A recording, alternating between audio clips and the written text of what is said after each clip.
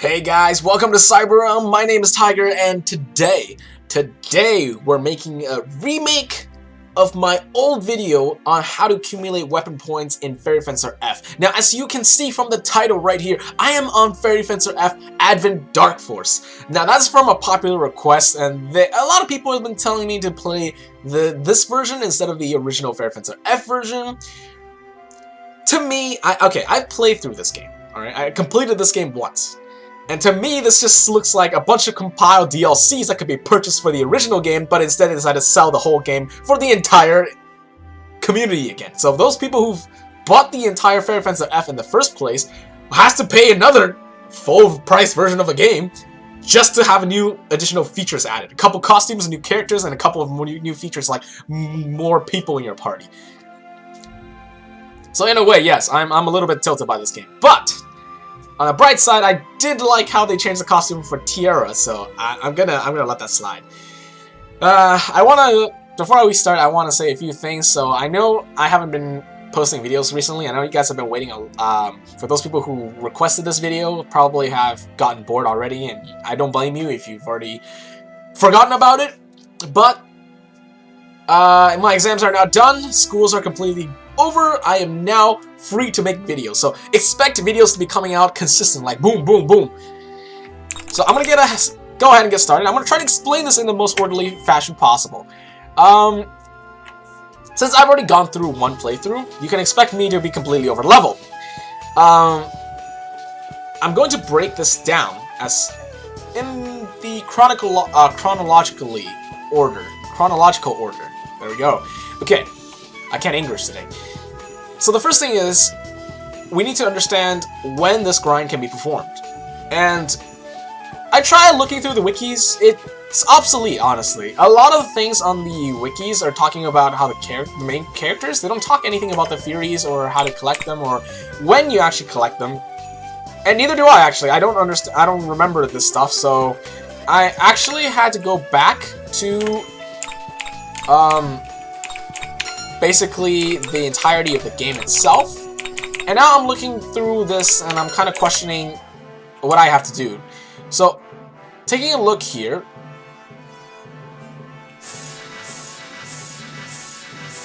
Alrighty, so I actually don't have... So this is actually a restart of the game. What I'm going to do is I'm going to quickly unlock all the Furies and I'll be right back. Alright, hey guys, I'm back. So, after a little bit of grinding on that dungeon, or not really, after I completed that dungeon and talked to a couple people, I have now unlocked the world shaping effect as well as the goddess and goddess revival thing. Oh, sorry, no, the Val God and goddess revival. So, here's the thing. The first thing I want to explain is, once again, like I said before, when you should be able to do this. Because there is no point to it if you kind of just chuck one of these kind of Furies to the ground. There is a point, but very minimal, so that's not really considered a grind. You'll be spending forever in there. The world-shaping effects that's contained in each one of these Furies that's tapped into the Goddess and the Vile God. So yes, you do have to rely on the Vile God a little bit. Yeah, you know, not always on the good side. Good stuff don't always happen on the good side. So, according to what is displayed here on the Goddess, you have actually three different Furies that can give you weapon points. Notably, one of them is S rank, one of them is A rank, and one of them is B rank. So take a look here. The S rank obviously gives you 75% weapon rate. I'm sorry, obtain weapon points plus 75%. That's the first one. We also have an A rank, which is this one. Obtain weapon points plus 75%. And then a B, I believe. Did I pass it anywhere? And there we go. Okay, so here's the B rank. This is actually one of the best ones because it actually gives you damage times 2. So, you know, makes clearing a lot easier if you have this. So, notably, once again, 1S, 1A, and 1B. Now we're going to take over to the Vile God real quick. So what we have here is an A rank and a C rank, if I remember correctly. So the C rank is the easiest one you can get, but it only gives you 50%. So okay, no, it's a B rank, which is 50%, and a C rank, if I'm not mistaken, which gives you 50%. There we go. I don't really like the C. It gives you too little weapon points, and also it gives you SP consumption times 2, which is not very good unless you're confident in your auto attacks or you have a lot of potions. So, to put that all together, you would have a combination of 1S, 2B, 1A, and 1C. Those are all the different Furies that can possibly give you the world-shaping effect of weapon points benefits. Yep, so that's all of them. I'm going to quickly collect all these Furies and let you figure out which ones you want to put down and which ones you do not. So I'll be right back. Okay guys, so now that I've got all the Furies that can possibly give you weapon points, now I'm talking about the ones that you can get as in the A rank, the B, and the Cs. So I haven't really gotten the S since I actually don't own an S fairy. I'm still trying to collect it. I know you can collect it from the tower, but that's still out of my league right now. So what I'm going to do is, the second thing I want to talk about is about world shaping. So, as you can realize, as you can see here, I have an extremely huge dome of world shaping effect right here. This is with relation to the level of your Fury. So here's my suggestion. What you want to do is first start collecting all the weapon point world shaping effect Furies. Obviously, you want to try to get them first. Next thing you want to do is you want to go to equip, and you want to place that world shaping Fury on your character first. Now, you don't have to go in super hard dungeons and try your desperate needs to try to level them up. You want to get them to at least around level 5 or level 6, so you get a larger area of effect of world shaping. This way, when you have this, it allows you to more easily, how do I say this, stack the effects of the Furies. So as you can see here, this is a level 1 Fury, and the dome is very, very tiny, as you can see here. So when you place side by side, Furies, say if I stab this one to the ground, and I try to stab one next to it, it's not going to work. You can probably start to figure out exactly what's the problem here. So if I want to stack, say, multiple different level 1 Furies on this single dungeon, it's going to take very meticulous calculations. While level 10s or level 6s, I can just place them super far apart, and as long as the dome is within reach of my Fury, I can stab them down however I like. And they're still within range. See? Perfectly fine, right? So that's the second thing I want to talk about. And there's actually a point that I want to go back to before the things go hectic. Alright, so take note of the Furies. You want to take note of their abilities. Because when you're talking about world shaping effects, you're basically saying, I'm going to stab this Fury to the ground, and I'm not going to use it, I'm not going to fairy link it. So meaning the effects that you, or the Furies that you want to put on your world shaping roster shouldn't be those that have very good abilities.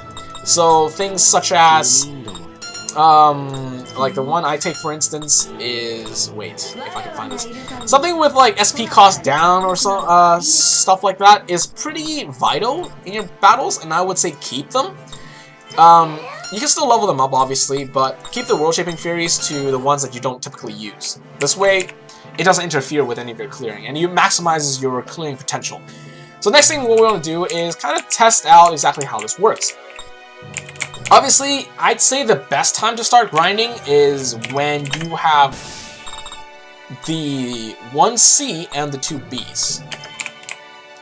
I'm taking the wrong one. There we go. Okay, so the C and the 2Bs. You probably won't get the A anytime soon into the game, so I'd say get those 3 so you can start grinding. Now, you're getting a bonus weapon point up of 150%, so meaning you're basically doubling your weapon points. So if that makes sense to you. Actually, it's about 2.5 times your base weapon points. So I'm going to do a quick run. This dungeon is not the best, obviously, but I'm just demonstrating real quickly here. So 3 enemies here. This is the start of the game. Typically, enemies only give you 1 weapon points for every single one you defeat. So if I clear them out here, it should give me 2 times, so 6 or 7. It gives me 7. Okay, so that's 3 times 2.5. Yeah, around 7.5, but they round down to 7. That's fine. So you can see here, this is already a pretty big haul. If every single enemy gives you around 2 to 3, that already makes a huge difference. if I clear this one, it should give me 4. Round. Oh, it gives me 5. Wait, when is it round down? When is it round up? That's actually confusing. Anyways, that's about it for in terms of the world shaping effects. Keep in note that the damage plus 2 helps you a lot in terms of clearing. So those enemies that typically you can't one-shot or are close to one-shotting, you can now one-shot them. That's a really good one, I think. The silence, not so much if you're relying on magic. So that one's not really great. If you don't like it, you can just take it off. Although, you know, I don't really mind it once you get to this certain high enough level. The SP consumption is a little bit tedious, but if you bring a lot of potions or you are confident in your auto attacks, you can pretty much just run through a dungeon without taking any damage. You don't have to worry about SP whatsoever. Obviously, when you get to far enough into the story, I know I got a spoiler warning last time, so I'm not going to spoil anything this time. When you get far enough into the story, you'll unlock the A rank revival. So stack that on top, and you'll be actually getting 225%. So you're almost tripling your weapon points. And of course, I'm talking about right now, so all the weapon points you get from enemies are about 1 each. But when you get later onto the story, each of them gives you about 2, maybe sometimes even 3. So tripling that is a huge, huge thing. So if you're fighting an average of 2 to 3 enemies per fight, and each of these enemies give you 2, let's say on average, 2 to 3, I'll go with 3 for now, that's a pretty common number. If you fight 3 of the enemies and each of them give you 2 weapon points, that's on a base level of 6. Now if you use weapon points of just the C, B, B, then you're getting double of that, so you're getting around 12 weapon points, but if you add on the A, which is triple of that, then you get actually 18 weapon points. That's pretty impressive. Anyways, that's all for this video. I hope this brought a little more information than the previous one, and I hope you guys now can figure out, you know what, message me, tell me what you guys think, and, you know, figure out the best spot to farm, figure out the best strategy to farm, because I still don't know which dungeon is the best for farming. So, yeah. Thanks for watching, guys, and I hope this is an improvement upon what the last video was. Hope to see you guys in the next video. I'll be dishing out videos more frequently now, so stay tuned, and have a good one.